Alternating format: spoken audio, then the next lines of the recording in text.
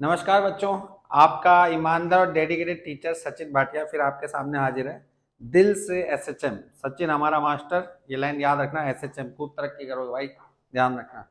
देख अपन इस क्वेश्चन पे वापस कंटिन्यू कर रहे हैं। जो क्वेश्चन नंबर 5 है, ये जेई मेन में आया हुआ 2022 में आया हुआ क्वेश्चन है बेटा, क्लास 12 चैप्टर 1 का। इसमें आपको बोल रखा है 3 identical charge balls each of charge 2 coulomb are suspended from a common point by silk thread. ठीक है जी, दे इक्वल। ठीक है, कहानी क्या है मैं आपको बताऊं। 3 एम मास के स्फेयर हैं, उनको चार्ज दिया हुआ है क्यू। ठीक है, इनको रस्सियों से इस तरीके से जोड़ रखा है, रस्सियों से इस तरीके से जोड़ रखा है कि क्या करेंगे वो, कि वो इक्विलेटरल ट्राइंगल बनाएंगे। सुनना ध्यान से, इक्वल ट्राइंगल की कहानी क्या है। ये 3 रस्सियां देख ध्यान से, ये ऐसे, ठीक है, ऐसे। अब देख बेटा, जैसे इस पे आपने एम मास लिया, क्यू चार्ज लिया, इस पे भी एम मास है, क्यू चार्ज है, इस पे भी एम मास है और क्यू चार्ज है, राइट। अब ये जो इक्विलेटरल ट्राइंगल बना रहे हैं, तो यहाँ पे जो एंगल सबटेंड होंगे वो कितने होंगे, 60-60 के।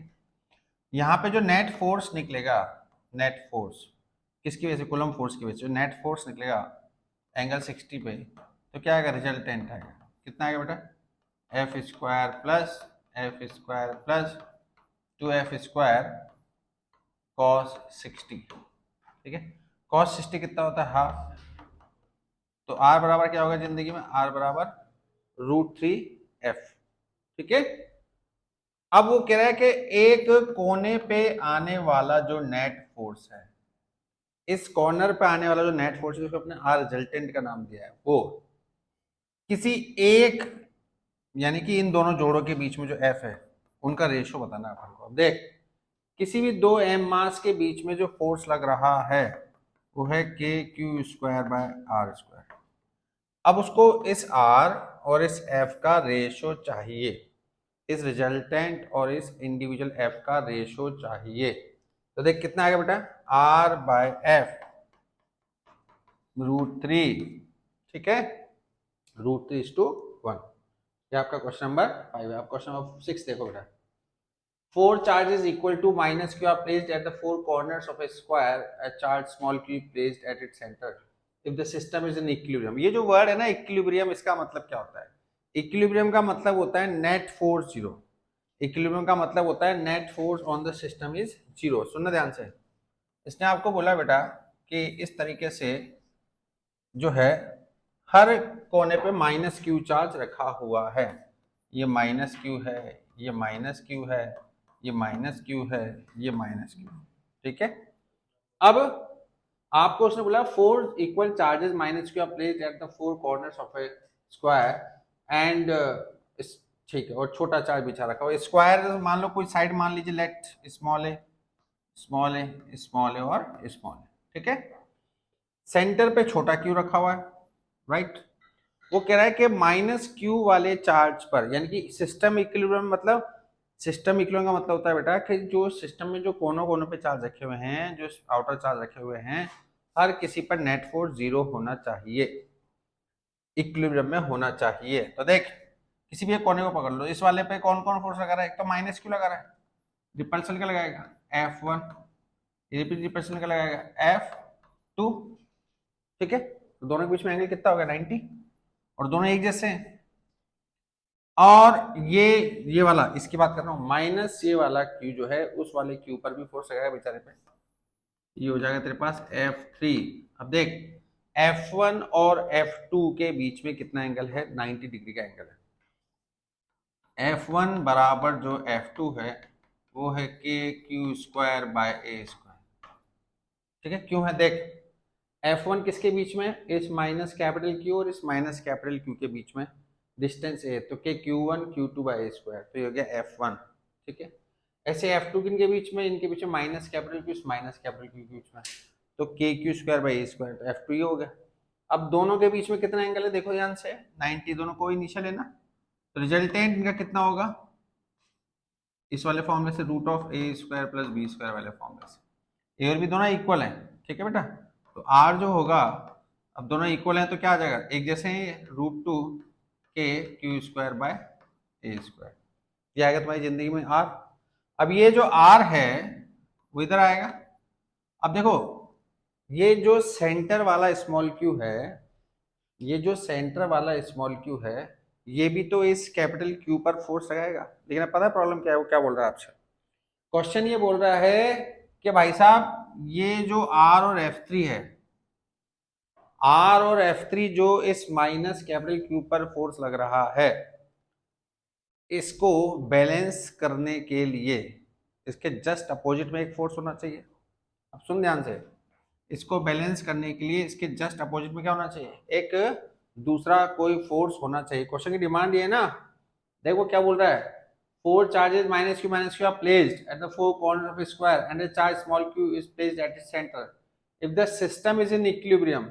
अगर सिस्टम इक्विलिब्रियम में हो, यानी कि इस पर नेट फोर्स जीरो हो, तो नेट फोर्स जीरो के नेट फोर्स तो निकाल लो मेरे भाई, ठीक है? तो हो जाएगा आर प्लस एफ थ्री, ठीक है? आर क्या है? रूट टू के Q square by A square, ये आर है। आर किसकी वजह से आया? इस F2 और इस F1 की वजह से, यह जो अपन ने निकाला ये आ रहा है रिजल्टेंट। F3 किसकी वजह से आया? इस माइनस क्यू और आपके इस माइनस क्यू पर लगने वाला फोर्स। अब देखिए डिस्टेंस कितनी है टोटल?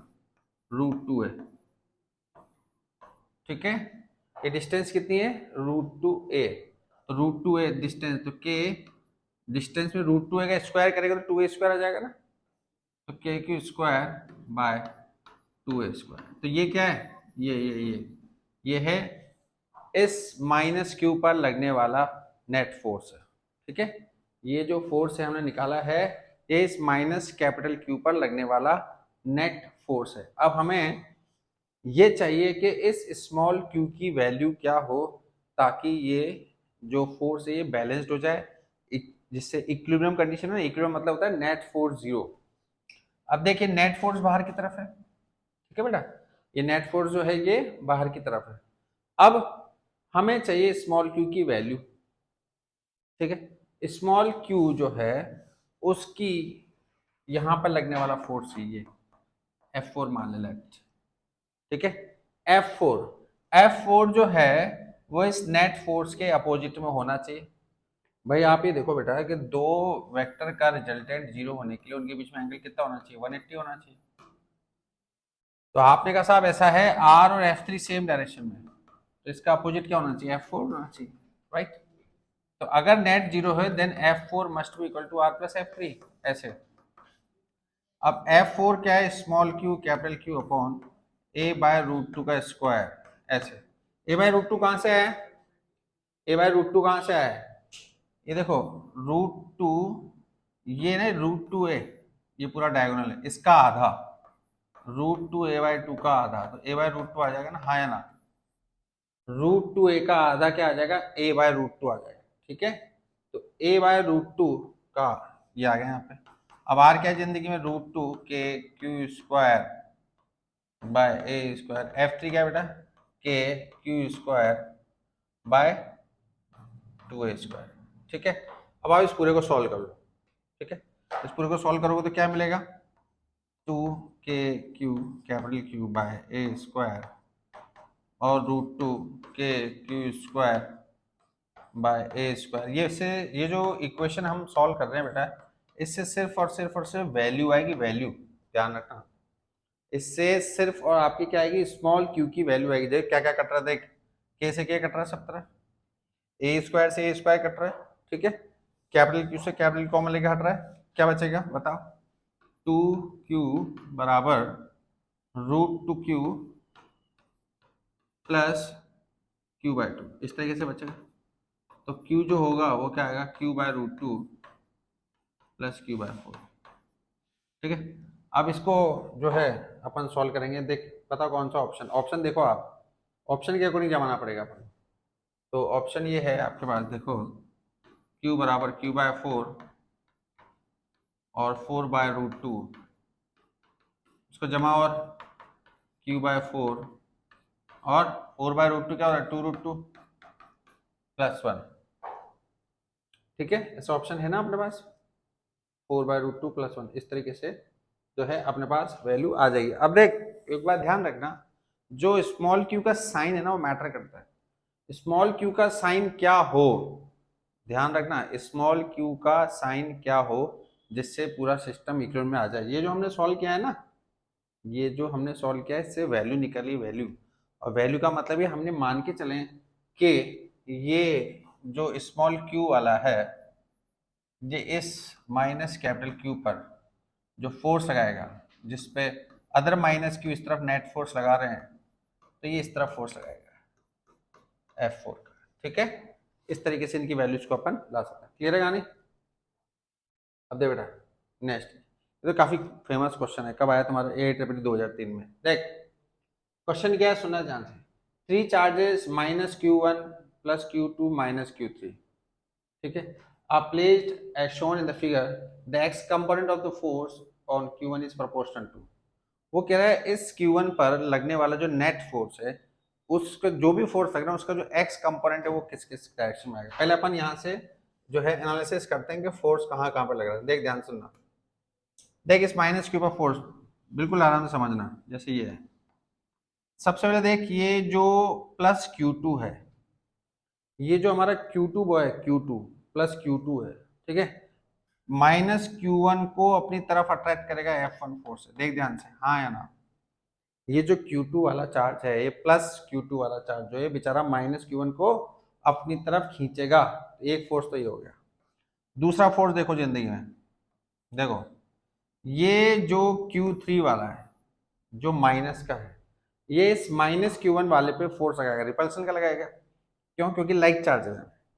अब लाइक चार्जेस है तो मान ले कोई फोर्स लेट F2 मान ले, लेट, ठीक है बेटा। तो अब इनके बीच में एंगल थीटा मान ले, तो हमें तो सिर्फ और सिर्फ किससे मतलब है, एक्स कंपोनेंट की वजह से मतलब है। तो एक्स कंपोनेंट पर लगने वाला जो फोर्स है,